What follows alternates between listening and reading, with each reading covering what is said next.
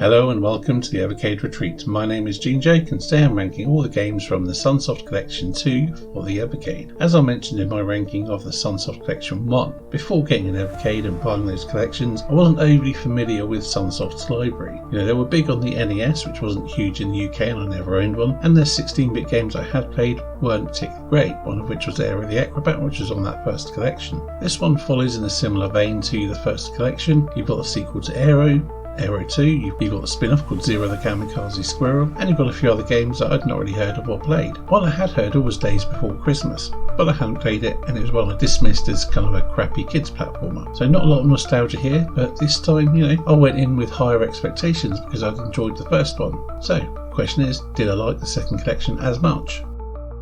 So as always, we start at the bottom with our least favourite game off the collection, and that would be Primitive Princess for the Game Boy. The basics of Pre is you control a caveman called Totem as he seeks to rescue the princess by scaling a tower and, rescuing her. Each level is a single screen puzzle platformer, and you have to navigate the levels and the teleporting doors, defeat the enemies, sometimes, collect the gem which will make a ladder appear at the top, and go up to the next level. However, some platform blocks are fake, you'll just fall through them. You can hammer platform blocks to make them drop on enemies, but once they're gone you'll need to rebuild them. And if there's a gap you can use your hammer, I think just once per level, to create a new block. In theory it's quite an entertaining puzzle game, and it is in some ways, but there's nothing intuitive about it. There's nothing to say, exactly what you can and can't do, so you end up with a lot of trial and error, and it just becomes, an effort in trial and error rather than using your brain power. Well, not so much. And it just really sucks the joy out of the puzzle element. Now, if you're playing this back in the day without save states, it'd be even more annoying because you have limited lives. When you can't do a level first time for the most part, because you'll be figuring it out, trying to find out what platforms you're going to fall through. So you'd use up all your lives through trial and error, or you'd have to just go through it again and again. It'd get really tedious. So it's a lot better on the Evercade than it would have been back in the day, but it's still not a great game. Sure, and I think once you get used to the rules of it, you can have some fun with it. I played it enough to, get to the end of it, but I had to do it in small doses. Having a quick bash, playing a level was kind of fun. Next up is Galaxy Fight for the PlayStation 1. I had hopes for this one. I like a good fighting game and I consider myself pretty good at them. Even if I don't start off good, I will master them and get good at them, and then beat them with every character on every difficulty level if I can. Anyway, unfortunately, this doesn't change the Evercade's lack of good fighting games. The characters are varied, the combat system seems pretty good on the surface. Not being able to back anyone to a corner is quite good. You have to use dashes and back forth because the screen constantly scrolls in whichever direction, which is a nice touch. The special moves are fairly standard for these types of fighting games. Unfortunately, the movement feels a bit sluggish. It seems like there's animation frames missing from the attacks, and the jumping is floaty. But worst of all, the enemy opponents are extremely cheap and extremely tough. Even dropping it down difficulty levels, it's quite a chore to get through. Yes, it means it's challenging, but it really sapped the fun out of this and made it hard for me to really persevere with. Which is a shame because there's a basis of a good game here, it just doesn't quite come together. Now, I don't know if it's just the PlayStation version or if it's a thing universal with this game throughout from the arcade original to the various ports. So a little bit disappointing, but there's some cool music in it. But it just fell short for me.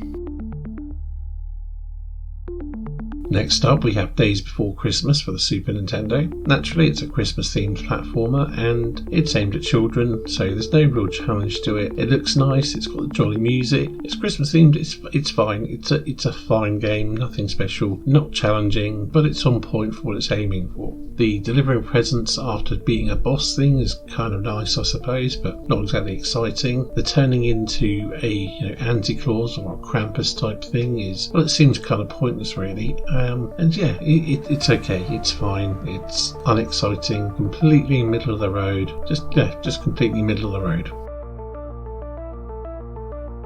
Next up we have Zero the Kamikaze Squirrel for the Super Nintendo. This is a spin-off from the Area the Acrobat games. Zero was an antagonist from the first Area game, and he gets his own one here.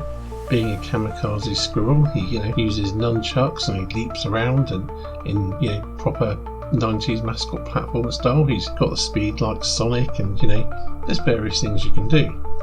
You've got nice bright colourful graphics, some decent but maybe a little bit bland music, and you've got a whole host of moves and things which you need to master, and you really need to master them in this game. Some of the levels, get a bit fiendish and a bit irritating, but they're satisfying to beat, all for the most part. I did find the requirement to master some of the moves and the way the level design sort of plays around with it worked against the enjoyment factor at times. So overall, it's a really good mascot platformer, one of the better ones on the Evercade, and this is the point in the collection where things go from being okay, you can have fun with it, to genuinely good. Not the best out there, and not even the best on this collection, but it's decent.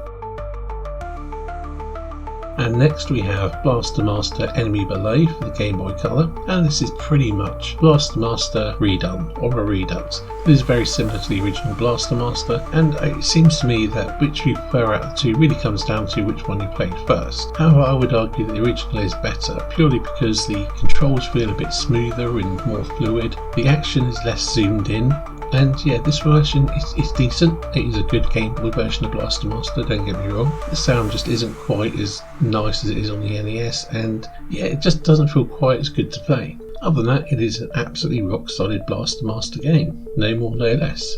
On that front, I've marked it maybe down a little bit more than I would. It might have been higher up on my list if it wasn't so similar to the original, but again, I love the original and I like this one a lot. It's just not quite as good, in my opinion. Okay, next up we have Area the Acrobat 2. This is the Mega Drive version, whereas on the first collection with Area the Acrobat, that was the Super Nintendo version. I don't know if that has any difference or makes it has any bearing on the quality of these games. I didn't play both versions back in the day, and well, I never played this one before, I don't think. Anyway, this does what a sequel should do. It improves on the original in pretty much every way. Well, actually in every way. The graphics and animation are slightly improved. I think the music's better. Again, that could be a Mega Drive Super Nintendo thing in my preference for the Mega Drive sound chip. Hard to say.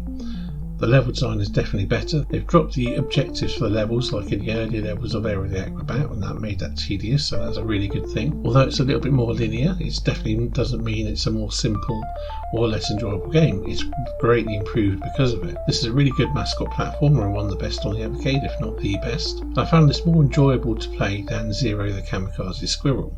So yeah, this one surprised me, but I genuinely found myself enjoying an Area the Acrobat game, which is something I never thought would happen because I really didn't like the first one back in the day.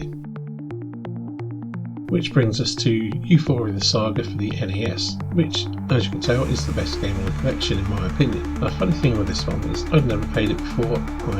I wasn't really aware of it before getting an Evercade. I only heard of it once it was announced. Yeah, it's a strange one. It gave me a feeling of nostalgia for something I'd never played. Now bear in mind, I never owned an NES back in the day. I never even played one. Any time I played an NES game, it was either through emulation or through an arcade machine when they did those multiple games in one arcade things. And I'd definitely never played this game before. And yet there was a familiar, comforting nostalgia feeling that I got from playing this. On top of that, it is a really good fun, non-linear platformer. You've got you start off with one character, you go and rescue others and unlock them, and you unlock other abilities to get to new areas, and it's just a joy to play through. Also helps it's got charming graphics and an absolutely killer soundtrack, as do a lot of Sunsoft games. I would go as far as to say this is the best game on both collections, possibly by a reasonable margin. It's not as frustrating as some of the other ones, it's just pure joy to play. So, which brings me to an overall ranking for this collection. It is strong, apart from a few games which are a bit weaker or average.